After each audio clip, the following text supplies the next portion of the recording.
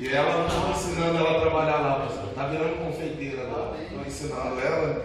E confesso aos irmãos que um certo dia eu estava pregando na cidade de Mineiros do Tietê. E aí o pastor apresentou eu, a minha esposa e a minha família, meus filhos, né, que estavam lá. E ele disse: olha, pregador, dizem que a mulher obreira é 50% do ministério dele. E eu sentado, estava de pé atrás dele. Aí eu disse: pastor, a minha é 90% do meu ministério. Se for só 50, não ia. Aí ela pegou e se encheu, sabe, com aquilo, né? Ficou cheia, né? Aí foi uma bênção. Porque é uma realidade, irmãos, que o homem de Deus, que tem uma esposa que ajuda ele, e assim vice-versa, Deus abençoa. Deus abençoa. Eu demorei para descobrir isso, irmão. Eu demorei mais ou menos aí uns 4 anos, sofri 4 anos de prova, de luta, de dificuldade. Quando eu descobri isso aí, a união do casal, quando Deus derrama a bênção, aí, irmão, Deus abriu a porta. De 5, 6 anos para cá, a coisa mudou totalmente. E eu quero, antes de pregar, vamos ser breve aqui na mensagem. Antes de entrarmos aqui, eu quero pedir oração dos irmãos em meu favor. Eu sei que muitos já oram, mas eu queria aqui pedir que os irmãos fizessem uma oração intercessória e específica.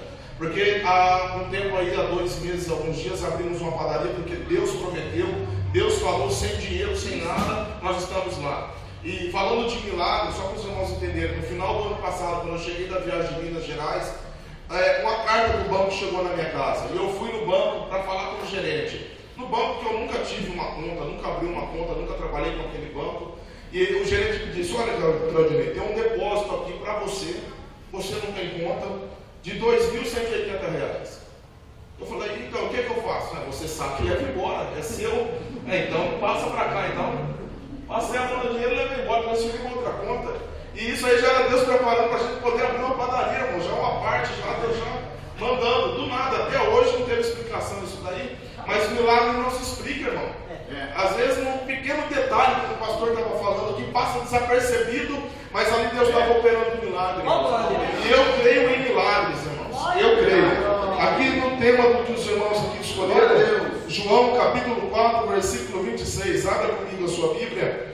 Nós vamos ser aqui rápidos, porque Deus aqui tem falado muito comigo. Hoje eu descobri, irmãos, e tenho descoberto a cada dia o que o salmista falou. Mais vale um dia na casa do Senhor do que em outras partes mil. Valorize. Você está aqui hoje é porque você é mais do que vencedor, meu querido. Quem encontrou diz amém? Amém. Diz assim, versículo 26, do capítulo 4 de João. Jesus disse-lhe: eu o sou, eu que falo contigo. Amém? Amém. Então se assente então, aí no nome de Cristo.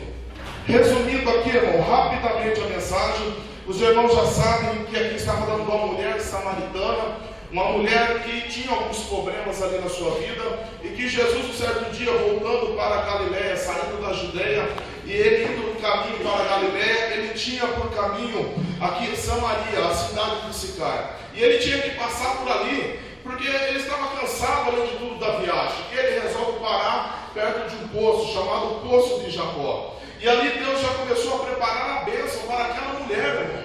Aquela mulher que nem esperava, porque ela já estava indo fora de costume buscar a água. Ela estava saindo lá da casa dela para ir buscar a água por volta de 12:30, 12:30. Este não era o horário de tirar a água do Poço de Jacó. O horário de tirar a água era a parte da manhã ou então a tardezinha antes do pôr do sol. E ela ali resolve sair às escondidas ali para tirar aquela água. E Jesus já estava lá esperando ela. Tanto que isso é verdade, que quando ela começou a questionar a Jesus a respeito do mestre que havia de vir para que eles o adorassem, Jesus revela a vida dela para ela, falando de seus maridos. E ali ela entendeu, irmãos, que era o próprio mestre que estava ali. E quando ela entendeu o mistério que Jesus falou para ela, revelando a vida dela, ela volta para Samaria. Ela busca ali muitos samaritanos. Ali Jesus estava quebrando algumas barreiras. Primeira barreira que Jesus estava quebrando, irmãos, era a barreira do preconceito. Por que a barreira do preconceito? Porque os samaritanos, irmãos, não se davam com os judeus, e nem os judeus com os samaritanos,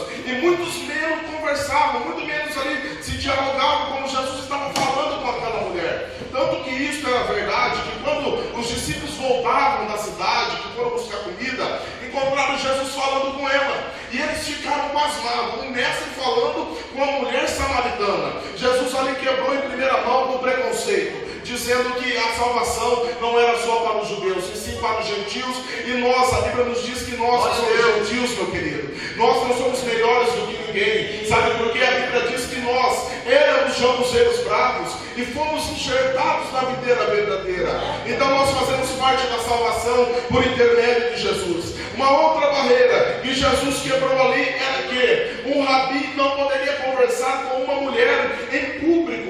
Um rabi, um mestre, jamais poderia ensinar os seus ensinamentos para uma mulher em público. Havia o lugar certo, a hora certa, em particular. Ali Jesus também quebrou mais uma vez esta barreira. Jesus estava dizendo que não é por regra que nós somos salvos, não é por praticar rituais que nós somos salvos, não, de maneira nenhuma. É pelo sangue dele que ele iria derramar futuramente na cruz do Calvário para salvar toda a humanidade. Mas o que me chamou a atenção, irmão, dessa história que eu estou contando aos irmãos, era que quando a mulher, ela estava ali toda conflitada, cheia de problemas e dificuldades, ela ouviu o que Jesus falou, porque aqui nós lemos no versículo tema, sou eu quem falo contigo. Quando ele disse, sou eu quem falo contigo, ela ouviu a voz do mestre, e ali ela passou a obedecer tudo aquilo que Jesus estava ensinando. E para resumir aqui, eu quero trazer aos irmãos o tema dessa mensagem, a voz do mestre. Jesus, irmãos, em toda parte que ele andou, em todo lugar por onde passou, ele operou milagres, operou maravilhas e opera até os dias de hoje, porque não cessou, não parou. Jesus ainda é o mesmo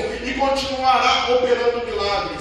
E onde Jesus estava, uma multidão acompanhava. Até que um certo dia nós encontramos Jesus, irmão, ele pregando ao pé de uma montanha, ensinando ali uma grande multidão. E ele passando os seus ensinamentos, os seus discípulos ao seu lado rodearam e ali estavam ouvindo a voz do mestre, junto com aquela multidão. Mas Jesus, irmãos, ele começou a ver que os discípulos estavam lá parados, atônitos, vendo todos aqueles ouvindo o evangelho da salvação. Viram algumas pessoas até mesmo sendo curadas, que Jesus disse para os discípulos, e disse, olha aqui, meus filhos, meus discípulos, pegue o barco, atravesse o mar da Galileia, vá para o outro lado, que lá eu encontrarei com vocês. E eles, irmãos, imediatamente ficaram espantados, porque o sermão estava gostoso, o sermão que Jesus estava ensinando atraía, agregava a multidão. E os discípulos ali entristecidos, montaram no barco, ali foram em alto mar. A Bíblia nos diz que o mar da Galileia, aqui em Mateus capítulo 14, a Bíblia nos diz que quando eles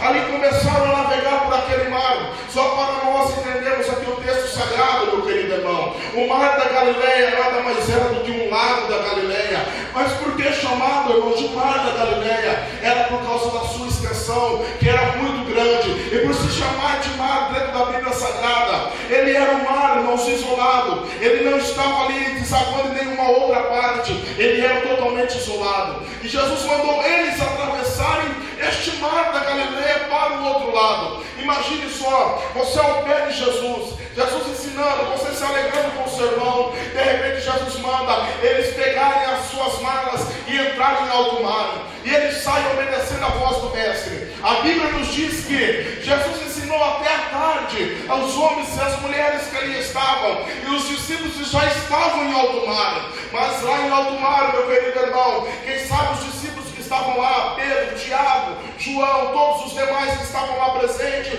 ficavam olhando para o mar, para as águas, imaginando de onde que Jesus viria. Mas olha só, Jesus estava, irmão, lá no monte orando agora. Jesus despediu a multidão ali na praia e subiu para o monte orar, um lugar reservado, e ali ele começava a falar com o Pai, até entardecer. Passou a noite, entrou pela madrugada. A Bíblia nos diz que quando era pela quarta vigília da noite, entenda comigo o texto sagrado, a Bíblia quando fala da quarta vigília, aqui em Mateus 14, está sendo essa vigília dividida por tempo romano. Os romanos dividiam a noite em 4 partes de 3 horas, e os judeus em 3 partes de 4 horas, sendo este horário, a quarta vigília, entre as 3 da manhã e as 6 da manhã. Os discípulos estavam ainda em alto mar, e Jesus ainda não tinha aparecido ali para estar ali com eles, alegrando o coração deles. Como eu disse, que o mar da Galileia, ele era isolado de todos os outros, cercado por montanhas. As suas condições climáticas eram variáveis, irmão. Uma hora estava normal, de repente virava um vendaval, mas ali naquele instante, irmão, uma grande tempestade se levantou contra barco, contra os discípulos que estavam lá. E eles remavam, a Bíblia diz que eles lutavam para tentar sair da tempestade. E eles perguntavam: aonde está Jesus de Nazaré? Aonde está o nosso mestre, que disse para nós irmos para alto mar? Olha só, meu amado querido irmão, como é interessante. Enquanto eles estavam lá desesperados, preocupados com o problema, preocupados com a circunstância, com a situação, pensando que ia morrer, eles estavam lá todos ali atribulados de espírito. De repente aparece um andando sobre as águas, que era Jesus, que estava orando lá no monte, que estava agora na madrugada. E eu analiso muito a Bíblia Sagrada, pastor Eliezer, porque sabe o que Deus fala? Aqueles que me buscam de madrugada me encontrarão. Aí eu glorifiquei a Deus, porque os discípulos, meu amado, no meio da tempestade, no meio da luta, no meio da dificuldade, eles estavam de madrugada, confiantes ainda em Jesus de Nazaré, que estava para tirá-los daquele mal. Aí eu comecei a analisar, eu comecei a ver a nossa vida. Quando nós aceitamos a Jesus de Nazaré, deixa eu só perguntar: quantos aqui aceitaram a Jesus de Nazaré nesta noite? Isso, quando você aceitou a Jesus, o Senhor disse: olha, meu filho, tem um mar para você atravessar, tem um deserto para você passar. O Senhor disse: olha, mas eu serei contigo, você não vai perecer nesse alto mar, você não vai morrer no deserto, ainda que falte o alimento, ainda que falte tudo, mas o Senhor teu Deus, estarei cuidando da tua vida, guardando aqueles que são seus, porque você tem ouvido a minha voz. Ali estavam agora os discípulos, irmãos, mediante a nossa vida. Olha só, às vezes o nosso barco está calminho em alto mar, irmão. Às vezes está tudo perfeito na nossa caminhada. Às vezes nós estamos andando, caminhando, felizes, glorificando a Deus. De repente começa a aparecer as lutas. E vem uma luta aqui, irmãos, se nós vencemos ela. E vem outra luta lá na frente, nós vencemos ela, no nome de Jesus de Nazaré. Mas há momentos, irmãos, que no mar desta caminhada, que no mar desta vida, a circunstância em que nós dobramos os joelhos e dissemos: Deus, agora é somente o Senhor para operar o milagre. Não se preocupe, meu irmão, no mar que você está vivendo. Não tenha medo, porque Jesus, esta noite, você vai ouvir a voz dele. A voz do Mestre está falando conosco aqui neste santuário. E só aqueles que acreditam que Deus opera milagres, eu quero te convidar você a adorar o Senhor aqui nesta noite, no nome de Jesus. Deus, os discípulos caminhando, remando. De repente a prova era travada. Aparece um homem andando sobre as águas, às 3h da manhã.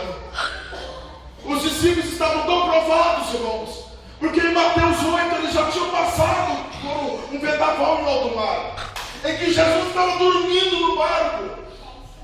Mas aqui Jesus não estava dormindo, Jesus estava ausente aos olhos deles. Aí de repente aparece um caminhando, irmão, andando no meio daquela tempestade. Aparece um tranquilo, com andar suave sobre as águas.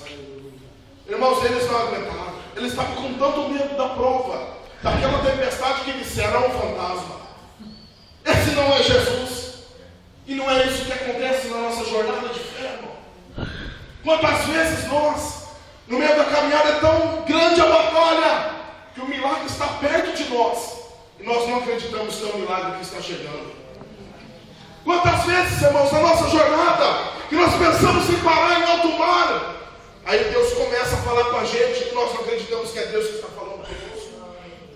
Mas ali, irmão, Jesus se aproximou, olhou para os discípulos, viu eles ali naquela batalha, tentando sair daquele vendaval, e a voz do Mestre soou: não temais, sou eu. Glória a Deus. Mas os discípulos não acreditaram. Não, olha a incredulidade dos discípulos. Viram Jesus operando milagre, olha o medo que eles estavam. Viram Jesus, irmãos, operar grandes maravilhas. Em Mateus 8 ainda acalmou a tempestade. E agora eles passando novamente pelo mesmo problema. E Jesus disse: sou eu, não temais. Pedro era aquele discípulo que não acreditava em qualquer coisa. Se é o Senhor mesmo, me mande contigo.